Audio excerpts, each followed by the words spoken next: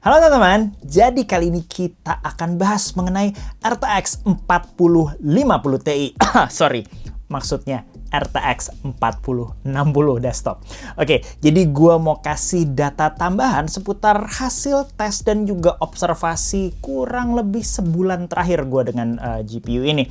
Jadi ini pembahasan gua yang ketiga harusnya. Buat yang belum nonton pembahasan yang pertama sama kedua, sangat disaranin nonton dulu gitu ya, karena banyak istilahnya nggak gua ulang di sini, jadi sangat disaranin nonton dulu. Sebetulnya datanya udah kelar dari minggu lalu, tapi gua masih merasa ini kurang lengkap, jadi nambah seminggu lagi deh. Oke, itu juga gue mencoba menjawab pertanyaan seputar 4060. Gue sempat bikin Q&A Instagram ama gitu beberapa waktu lalu. Itu lumayan ada sekitar 100-an responnya. Kalau gue rangkum itu topiknya ada dari ya kayak performance content creation tambahan, undervolting, kemudian upgrade dari mana, mending mana, dan lain-lain gitu ya. Semoga data gue cukup untuk jawabin sebagian besar itu. Nah, ini juga tambahan info dan disclaimer bahwa ini bukan paid promotion. PNY memberikan GPU-nya untuk jadi korban eksperimen gua. That's it, gitu ya. Thanks to PNY, sehingga gue bisa punya data-data berikut ini, gitu. Oke, kita mulai aja. Masuk testbed dulu kali ya. Itu masih pakai yang sama, 12900K, kayak yang ada di sana, biasa gue pakai gitu kan. Gue nambah testing gaming di 4K, nggak tahu faedah apa enggak di situ.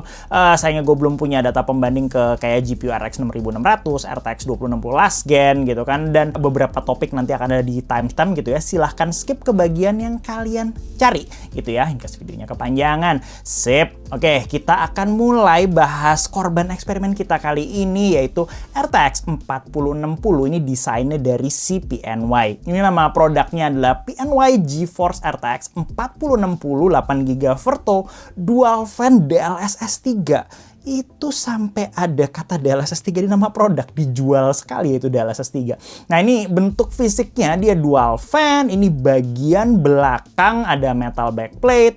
Bentuk cardnya si PNY Verto ini agak kecil, belum sekecil single fan mini ITX, cuman untuk kelas dual fan ini mungkin akan lebih mudah masuk ke beberapa casing-casing kecil atau casing mini ITX gitu ya. Konektor power di situ 8 pin tradisional. PNY menyarankan 550 watt power supply untuk PC dengan CPU kelas Ryzen 9 5900X kurang lebih. Untuk display di situ ada 3 DP dan 1 HDMI 2.1 biasa di situ. Ini card kalau kita buka coba coolernya gitu ya. Ada thermal pad buat chip video RAM. Itu kalau kita lihat PCB-nya agak pendek, dibikin single fan harusnya bisa sih. Itu sayangnya gue nggak lihat PNY yang model kayak gitu sekarang. Itu chip GPU-nya NVIDIA AD107. Chipnya kecil, sebetulnya nggak beda jauh ukurannya sama chip video RAM-nya tuh yang di samping. Itu chip RAM-nya sendiri, kalau gua nggak salah baca part serial number, harusnya ratingnya 9 GHz atau 18 Gbps kurang lebih. Ini punya overclockability lumayan, nanti akan kita lihat di bagian overclockingnya. Dari sisi spesifikasi, ini PNY RTX 4060 Verto, semua spek default sesuai reference NVIDIA. Ini bukan card pre-overclock, dan power limitnya juga mentok 115 watt, saya nggak bisa dinaikin. Dan voltage frequency curve juga nggak beda sama kebanyakan 4060 yang 115 watt juga. Oke, ini 3D Mark stress testnya, clock di rata-rata kisaran 2670 MHz, hampir 2700 MHz. Lalu lihat graf GPU hotspot di kanan, yang warna hijau itu saat fan-nya auto. GPU-nya kena kisaran 80-an derajat, average, nggak terlalu dingin, tapi juga suhu hotspot ini belum sampai bikin clocknya turun drastis gitu karena throttling. Dan GPU temperature juga masih di 71-an gitu, masih ada margin lumayan ke thermal limit 83-nya dia. Suhu ini mungkin hasil trade-off dengan fan speed rendah, karena kayaknya GPU-nya di set lumayan silent gitu ya. Itu defaultnya nggak terlalu terdengar di 37 dB-an di situ. Nah, bisa jadi ini bikin concern kalau GPU-nya ditaruh di case kecil gitu. Buat yang concern bisa set fan lebih tinggi ke 60%-an gitu, berarti sekitar 2100-an RPM. Kalau bisa toleransi suaranya itu turun lumayan suhu hotspotnya. Ini juga berikutnya ada software Velocity X dari PNY, bisa dipakai untuk ganti fan speed, overclock GPU clock, overclock video RAM clock gitu kan. Bisa di-save ke profile juga, tapi sayangnya di sini nggak ada VF curve fine tuning macam Afterburner. Oke, masuk ke performance gaming overall. Gue nggak bahas gamenya satu-satu. Gue masih pakai game sama yang biasa gue pakai. Buat yang pengen lihat performance satu-satu, silahkan ke video yang pertama gitu ya. Ini juga pengujiannya nggak gue ubah. Langsung kita lihat ini ya rata-ratanya aja. Di sebelah kiri untuk 1080p on average 90 fps. Di sebelah kanan 1440p on average hampir 60 fps. Performance gamingnya di sini identik dengan RX 7600 dan harusnya satu kelas di bawah RTX 3060 Ti dan RX 6700 XT. Kalau masuk ke 1080p ray tracing di sini 4060-nya sedikit lebih kencang dari 7600 dan jadi sekelas dengan RX 6700 XT. Terutama di sini kita bisa lihat 3060 Ti-nya unggul 10%-an. Kalau teman-teman lihat, ini angkanya sama persis dengan pengujian 4060 yang pertama. Dan itu memang terjadi karena baik versi yang pertama waktu itu Palit kalau nggak salah, sama PNY ini yang gue terima average clock-nya sama persis gitu ya. Oke, masuk ke tes tambahan. Gue penasaran gimana kalau card kayak gini jalan di resolusi super tinggi macam 4K, terus dilawanin sama GPU 12GB macam RTX 3060. Yuk kita lihat di sini. Jadi gue awalnya berharap di resolusi sangat tinggi kayak 4K native ini gue bisa mendapatkan 3060 12GB-nya mengalahkan 4060 secara konstan. Ternyata enggak gitu ya. Di skenario pengujian ini ternyata kemampuan proses GPU-nya masih lebih dibutuhkan dibanding ukuran video RAM-nya. Jadi 4060-nya masih mengalahkan 3060 12GB. Walau perlu dicatat, ya ini keduanya sama-sama nggak segitunya playable di native 4K gitu ya. Oke, masuk ke satu fitur 4060 juga yang waktu itu belum sempat gue bahas, yaitu AV1 format support. Singkatnya di sini AV1 adalah codec atau format video yang akan mulai umum digunakan untuk streaming video resolusi sangat tinggi. 4060 itu baik laptop dan desktop itu punya dukungan AV1 decode atau playback dan juga dukungan encode untuk recording atau streaming di sini. Kita lihat decode dulu ya. Ini video YouTube 8K 60, playbacknya mulus gitu ya. Dengan decoder load itu harusnya masih di bawah 50%. Lalu untuk encode, gue mencoba rekam gameplay Genshin Impact 4K pakai OBS dengan AV1 encode. Menurut stats di OBS selama record nggak ada drop frame di sini. Nah, tapi sebetulnya kegunaan AV1 itu untuk bitrate rendah macam 6 Mbps yang biasa kita pakai streaming gitu ya. Karena di bitrate rendah itu AV1 bisa kasih gambar lebih baik daripada H264 yang biasanya kita pakai. Coba lihat ini, lihat yang sebelah kiri itu relatif lebih blocky dan agak pecah gambarnya. Atau nambah ini satu lagi deh use case-nya. Yang AV1 di kanan itu harusnya lebih halus jadi ya nggak pecah gambarnya sih sebetulnya. Sayangnya use case AV1 untuk streaming ini belum umum pas waktu video ini tayang gitu ya. Kayaknya sepengetahuan gue Twitch harusnya belum pakai. YouTube ada yang udah mulai, cuman gue belum tahu kondisinya kayak gimana. Jadi gue melihat ini belum umum. Nah, sekarang kita tes yang sebetulnya lebih dekat sekali dengan yang biasa gue kerjakan, yaitu overclocking gitu. Kita coba OC card-nya, coba lihat berikut ini. Gue pakai utility PNY Velocity X untuk set core clock dan memory clock. Ini juga sebetulnya bisa dikerjain di tool lain macam kayak Afterburner yang juga biasa gue pakai gitu kan, karena harusnya mereka mengakses API yang sama sebetulnya. Nah, jadi di sini gue set fan 60% untuk jaga suhu pas overclocking. Core clock mentok di plus 200, memorinya yang lumayan gede di situ bisa naik 1000 sampai 1500 di situ. Ini stabil, lolos 3D Mark Time Spy stress test, tapi sayangnya ya peningkatannya sedikit di bawah 7%. Coba teman-teman lihat Fire Strike berikut ini juga karena clock speed GPU-nya terlimitasi power limit. Itu cuma bisa 115 watt mentok, nggak bisa naik ya. Kita butuh power limit, gua mau asumsi ada di range 130-an sampai 140 watt lewat mungkin kalau kita mau bener-bener mau push ini GPU-nya dengan overclocking. Jadi ini kalau kita terjemahkan ke gaming macam Control 1440p berikut ini, efeknya nggak terlalu besar overclockingnya ke average frame rate. Tapi ini mungkin membantu 1% low FPS untuk frame rate consistency, istilahnya begitu. Nah, tapi di sini ada satu use case menarik. Coba lihat ini.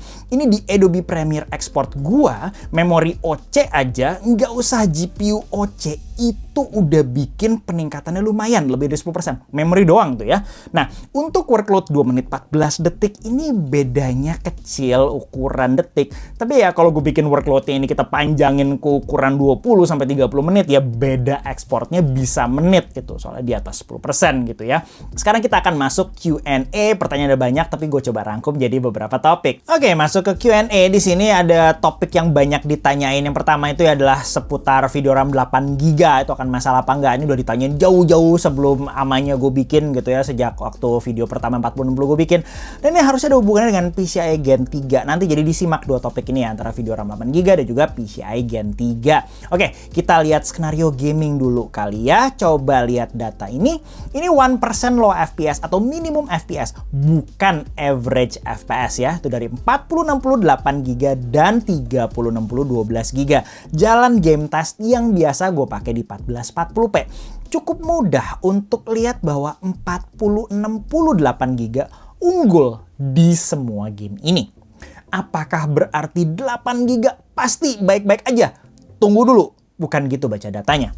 Jadi graf ini menunjukkan bahwa di skenario test spesifik ini kebutuhan video RAM-nya belum cukup besar untuk bikin 8 GB itu jadi limitasi, jadi masalah. Sehingga kemampuan proses GPU 4060-nya membuat dia masih unggul. Karena di skenario ini ya belum pengaruh itu video RAM 8 GB-nya. Nah, jadi di mana 8 GB itu akan bermasalah? Mungkin teman-teman udah bosen lihat gambar ini, tapi ya coba lihat aja gitu. Semoga kelihatan kalau yang sebelah kiri itu teksturnya gagal di load. Itu terjadi di GPU 8 GB, atau kejadian di 4060, kejadian juga di 3060 Ti. Kalau di sebelah kanan itu teksturnya ke load dengan benar pada 3060 12 GB dan 67 XT 12 GB. Masalah seperti ini nggak selalu kelihatan di sisi performance. Itu lihat ya, 4060-nya masih lebih kencang dari 3060, cuman teksturnya kadang-kadang nggak ke-load di situ. Lalu game yang sering sekali bikin problem sama video memori kayak The Last of Us Part 1, gue sempet main dan ketemu pesan error berikut ini.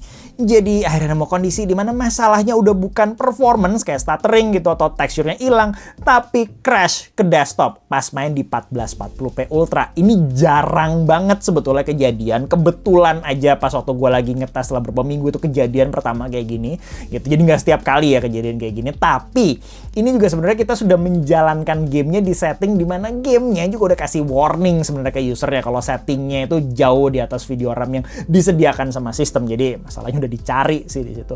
Jadi lanjut ke topik berikutnya kita di sini, bisa nggak 8 GB video RAM ini menyebabkan masalah? Jawabannya bisa kalau masalahnya mau dicari. Jadi gini, di sini yang lebih penting dari 8 GB ini masalah atau enggak, kurang atau enggak, adalah seberapa sering ada skenario yang menyebabkan masalah ini terjadi. Jadi saat pengujian gue berlangsung masih butuh effort untuk cari skenario di mana 8 GB-nya bikin masalah pada penggunaan gaming yang umum. Jadi kita butuh resolusi tinggi, 1440p ke atas, lalu gamenya game modern baru yang seperti ya kayak Last of Us, Ratchet and Clank, Forspoken, kemudian semuanya dipentokin kanan gitu kan untuk cari masalah. Jadi seperti yang gue bilang sebelumnya bahwa 8 GB untuk sekarang itu bisa dibilang ngepas, tapi ada indikasi kalau game modern misalnya kayak 2-3 tahun ke depan akan membuat ukuran video RAM 8 GB ini problematik. Dan ya pengguna card dengan video RAM 8 GB dipaksa harus mau cari setting ideal menyesuaikan video RAM gitu. Nggak bisa asal mentok kanan aja gitu. Worst case-nya nanti harusnya di EA training gitu ya. Ntar lihat lanjut di bawah deh. Nah, masuk ke pertanyaan berikutnya tentang performa sistem atau performa 4060 dengan PCIe Gen 3. Jadi walaupun bentuk fisiknya 4060 itu PCIe-nya banyak yang 16 kali gitu, tapi lane-nya di situ yang aktif sebetulnya hanya 8 kali. Dan ini dianggap masalah kedua di 4060 selain video RAM 8 GB karena ada potensi performa turun saat jalan di sistem-sistem yang agak lama yang CPU dan sistemnya hanya bisa mampu jalan di mode Gen 3 istilahnya begitu. Nih kita coba tes. Berikut ini game test gua, sebelah kiri average FPS, kanan tuh 1% low atau minimum FPS. Di tes 1440p gua ini Horizon Zero Dawn yang beda FPS-nya paling besar, tapi itu ada di kisaran 6-7%. Jadi nggak segitunya beda signifikan ya di tes ini. Itu keywordnya, di tes ini. Beda mode PCIe Gen 3 dan Gen 4 di 4060 itu sangat dipengaruhi workload aplikasinya. Dan ini ada hubungannya dengan alokasi video RAM. Mungkin versi sangat sederhananya gini.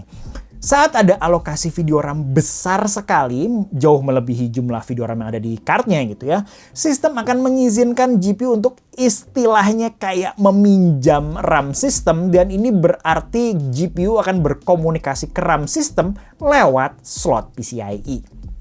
Saat komunikasi GPU ke RAM sistem ini jumlahnya besar, bandwidth slot PCIe-nya akan bisa menentukan performance.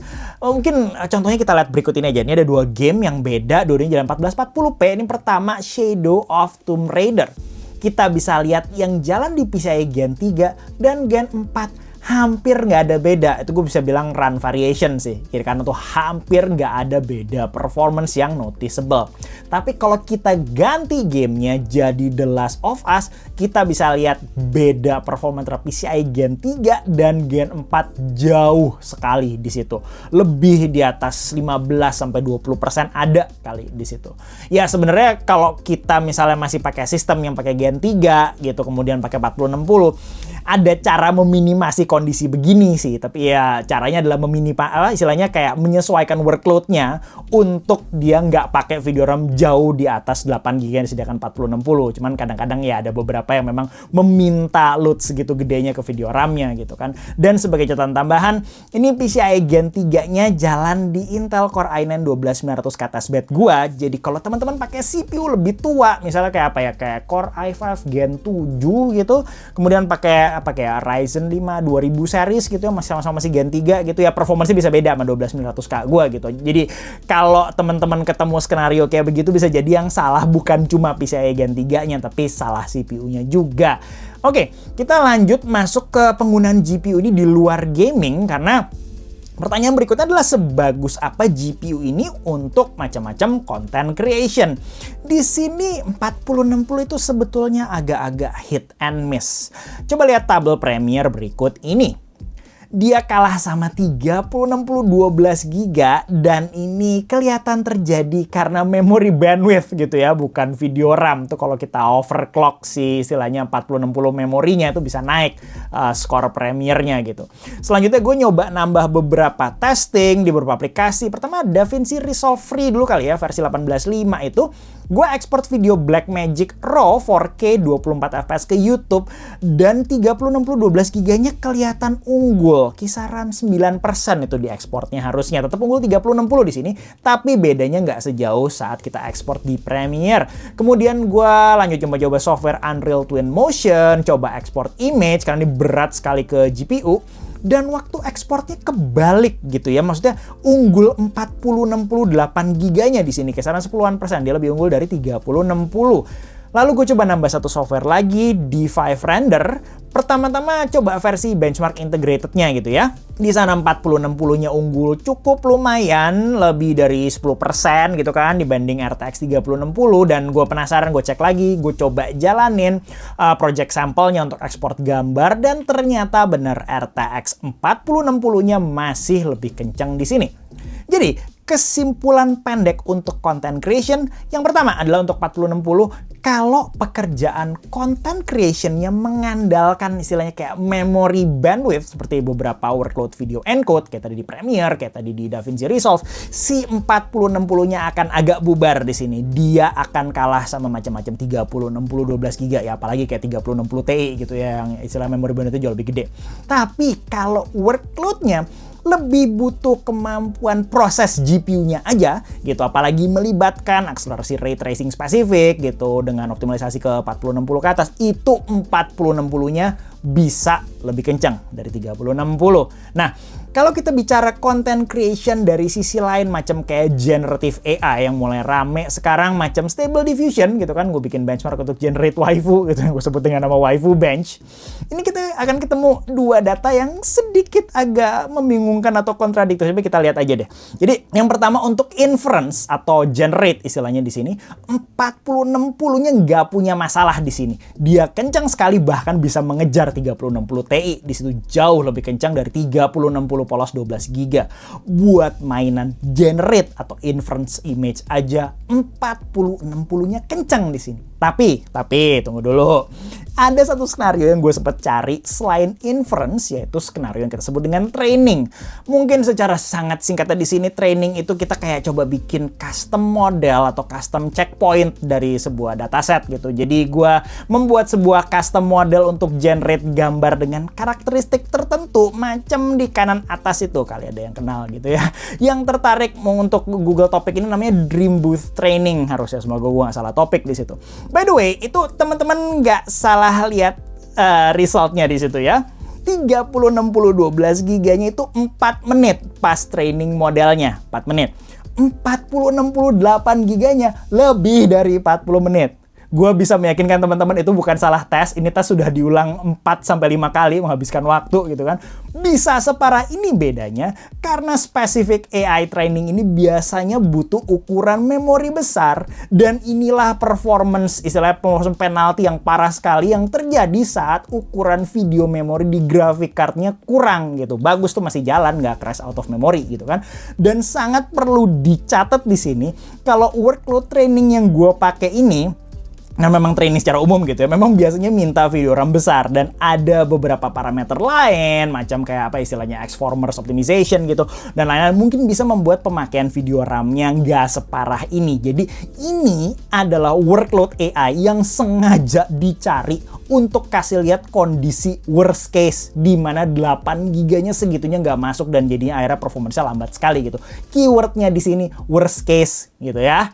Gitu. Tuh, itu buat urusan AI di sini. Lanjut di Q&A ada pertanyaan seputar DLSS 3 yang menurut gue nyentil sekali dan menarik gitu.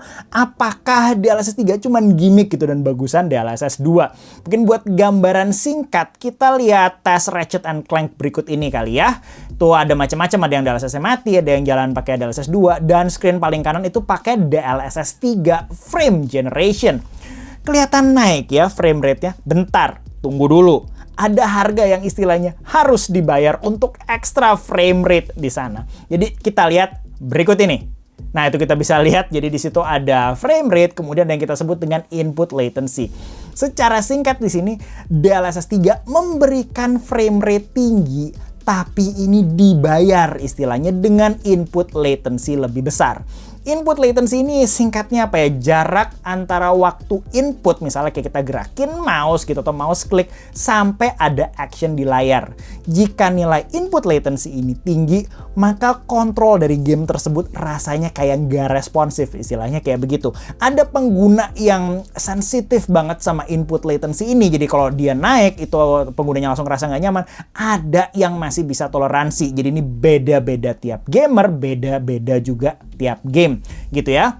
Oke, jadi secara singkat teknologi DLSS 3-nya di sini kita bisa bilang ya punya kegunaan dan nggak sepenuhnya apa ya marketing gimmick gitu karena fungsinya masih ada. Tapi DLSS 3 di 4060 itu datang dengan sejumlah limitasi. Pertama, butuh jalan di frame rate tinggi. Karena DLSS 3 di sini akan menambah input latency di sini. Skenario optimal penggunaan DLSS 3 adalah mengubah game yang sudah berjalan di range lebih dari 60 fps untuk jalan di ratusan fps ya kayak gitu. Jadi di sini saat frame rate base-nya sebelum frame generation itu sudah tinggi, input latency-nya masih bisa diterima. DLSS 3 ini kurang sesuai untuk mengubah game yang jalan di kisaran mungkin istilahnya kayak nggak nyampe 30 fps terus membuat dia jalan di 30 fps lebih dikit gitu. Input latency-nya harusnya terasa besar di situ, dan istilahnya kayak kita gerakin mouse aja mungkin udah nggak segitunya responsif.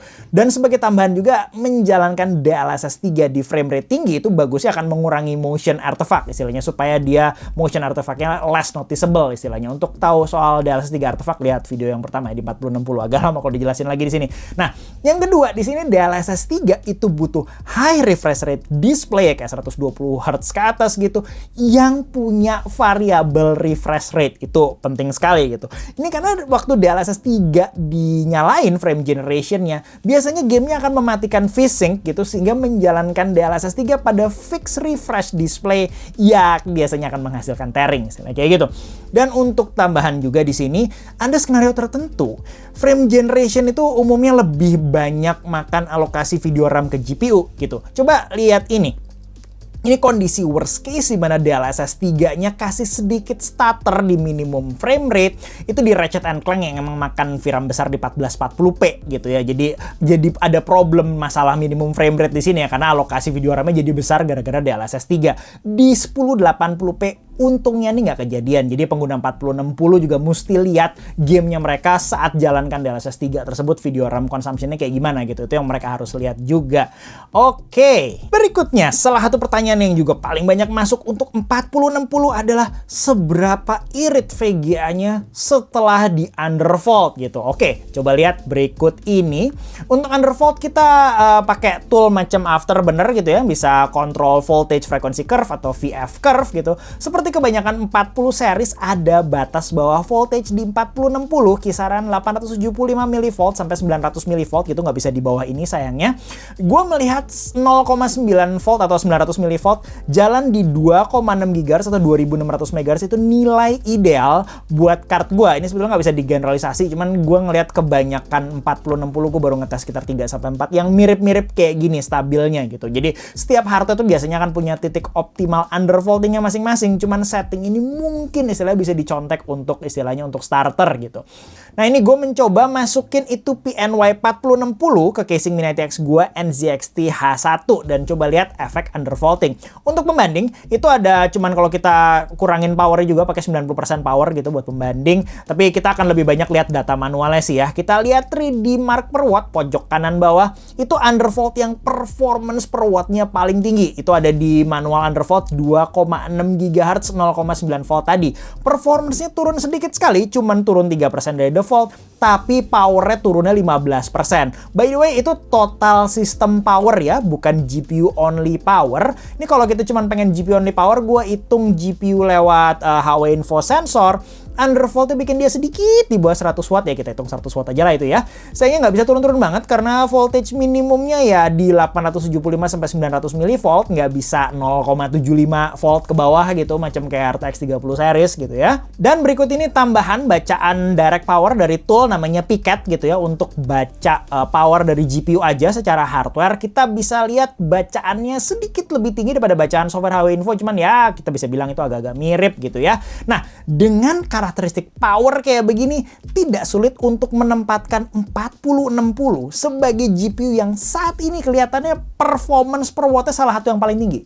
Tapi kegunaan performance per watt itu nggak selamanya istilahnya akan berakhir dengan kita bayar listrik jauh lebih rendah gitu. Ini perlu dicatat gitu ya. Kita coba hitung soal bayar listrik lebih rendahnya kali ya. Nah, berikut ini, monggo di post kalau mau dibaca secara lengkap. Gue hitung perbedaan relatif GPU power ke 3060 12GB untuk cek power savingnya berapa spesifik buat Indonesia. Gue hitung 20 jam gaming seminggu karena ini mirip dengan apa yang gue lakukan gitu ya. Nah, hasilnya kalau hitung per 3 tahun, di mana gue asumsi ini masa pakai 4060 sebelum dia obsolete gitu ya, 3 tahun dari sekarang, saat 4060-nya default, per 3 tahun kita baru hemat kisaran 200 ribuan lebih dikit. Dan saat 4060-nya di undervolt, per 3 tahun kita hemat hampir 300 ribuan. Pertanyaannya, apakah ini signifikan? Tergantung penggunanya sih ya, tapi di Indonesia penghematan relatif dari RTX 3060 per 3 tahun yang ada di sekitar 200-an sampai 300 ribu.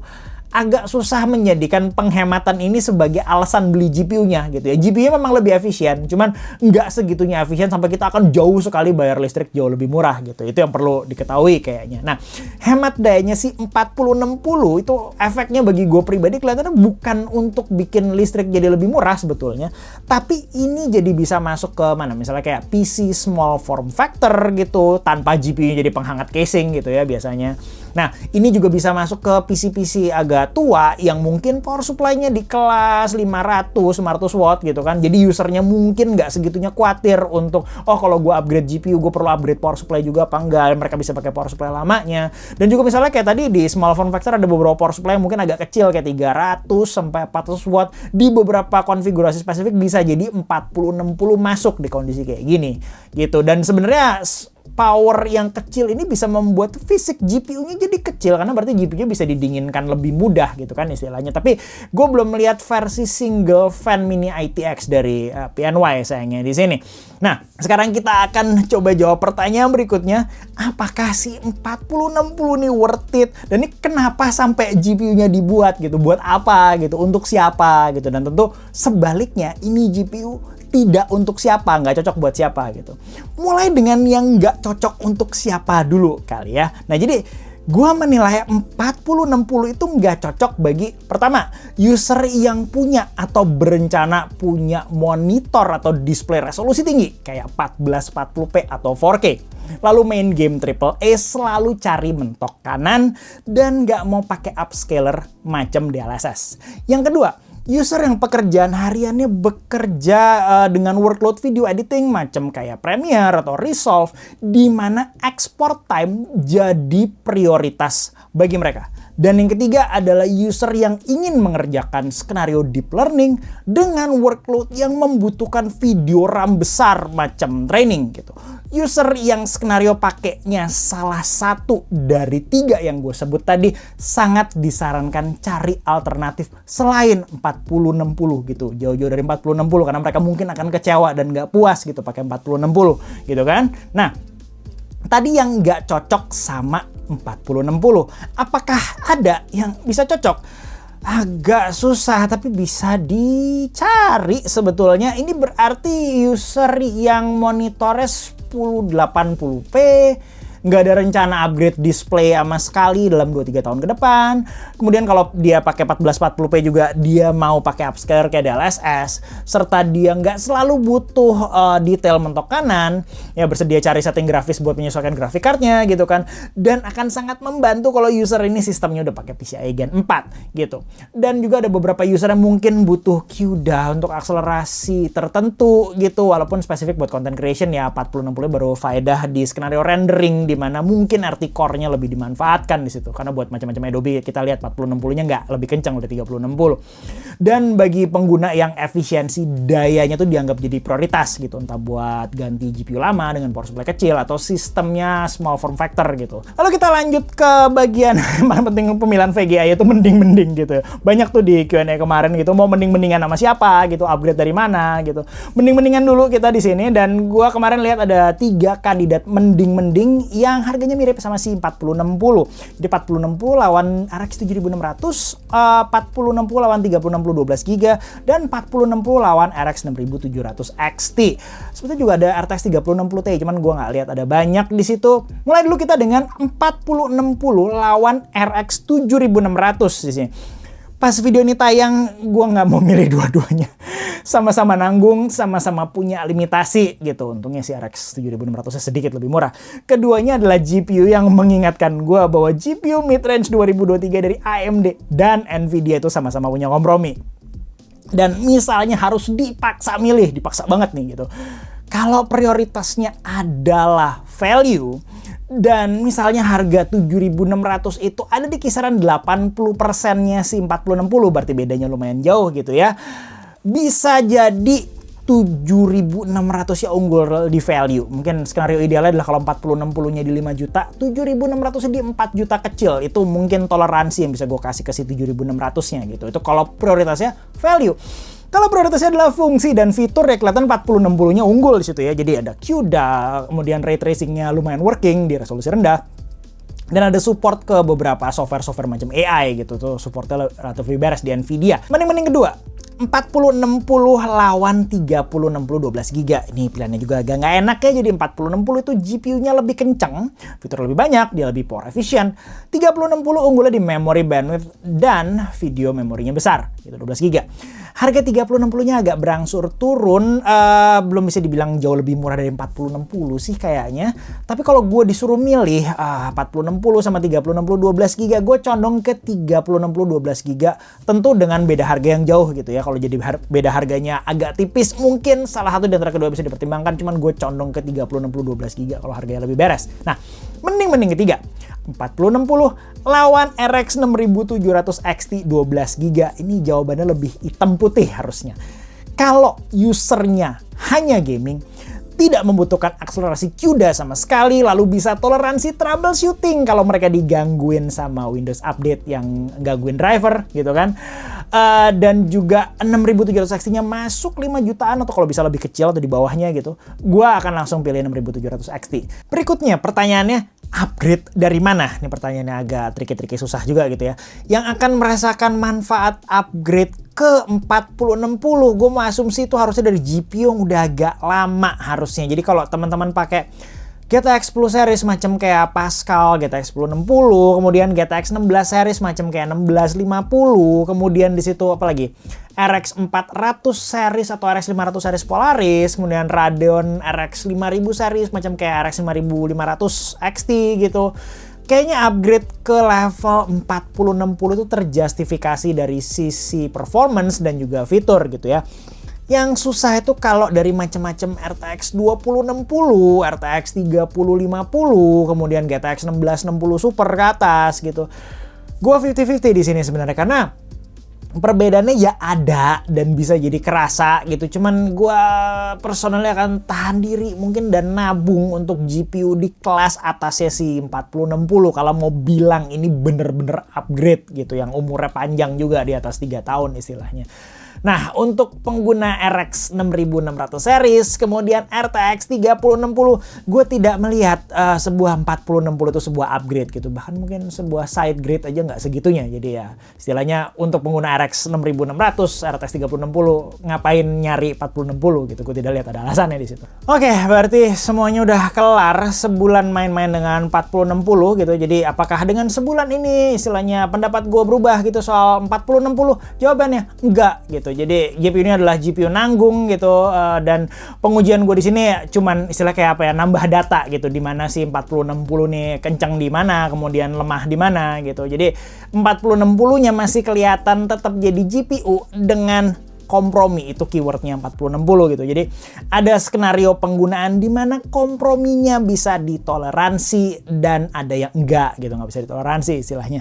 Dan ya istilahnya semua testing ini nggak berusaha istilahnya kayak cari pembenaran atau cari pembelaan untuk memakai 4060 gitu. Jadi gue masih berharap di luar sana, di sebuah parallel universe di luar sana, ada GPU kayak gini launch dengan nama 4050 Ti gitu dengan harga RTX 3050 lebih dikit, dan juga ada 4060 Ti 16GB dengan nama 4060 harga macam 3060 gitu lebih dikit. Ya istilahnya ini semua sayangnya hanya mimpi gitu, bukan kenyataan yang terjadi sekarang. Jadi sorry kalau video kali ini kayaknya kelewatan panjangan. Gue berusaha kasih data sebanyaknya bisa, berharap teman-teman bisa dapat informasi tambahan yang teman-teman cari di sini. Personally gue masih ngerasanya agak sedikit kurang, belum ada data RX 6600, RTX 2060. Kemudian gue belum ada data si 4060-nya pas dipasangin sama CPU last gen kelas tengah bawah gitu. Cuman ya waktu yang bisa gue alokasikan ke 4060 kayaknya segini dulu. Ini udah kelamaan banget sih sebenarnya. Paling next ya mungkin 4060 laptop kalau ada gitu. Gue sebenarnya tertarik untuk nyari 4060 Ti 16GB, cuman harganya masih agak tinggi gitu. By the way kalau ada yang mau minjemin boleh lah kirim sini sama Om. Jadi anyway gitu aja. Gue berharap datanya membantu teman-teman untuk tambah informasi, dan kalau materinya dirasa berguna gitu boleh bantu dengan like, share, subscribe dan lain-lain. Sebaliknya kalau materinya dirasa kurang bermanfaat, tolong kasih di komen apa yang perlu diimprove gitu, apa yang perlu diperbaiki, apa tas yang perlu ditambah, apa tas yang mesti dikurangi dan lain sebagainya. Thanks sudah nonton video yang kepanjangan ini. Sampai jumpa di video gue yang berikutnya. Bye bye.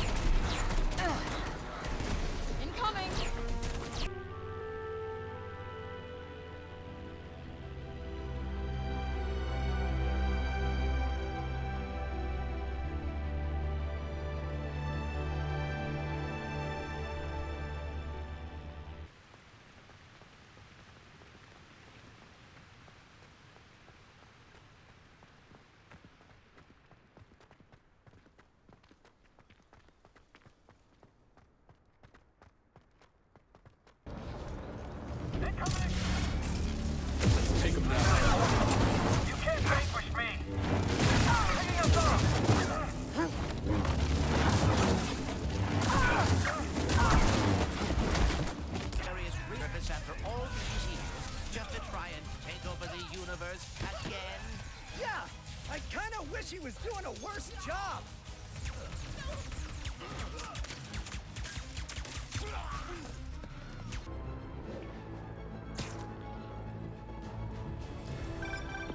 Hello? Parker, where are you? We must run through the demonstration at least once before the grant committee arrives. Yes. Sorry. Yes. Dealing with a personal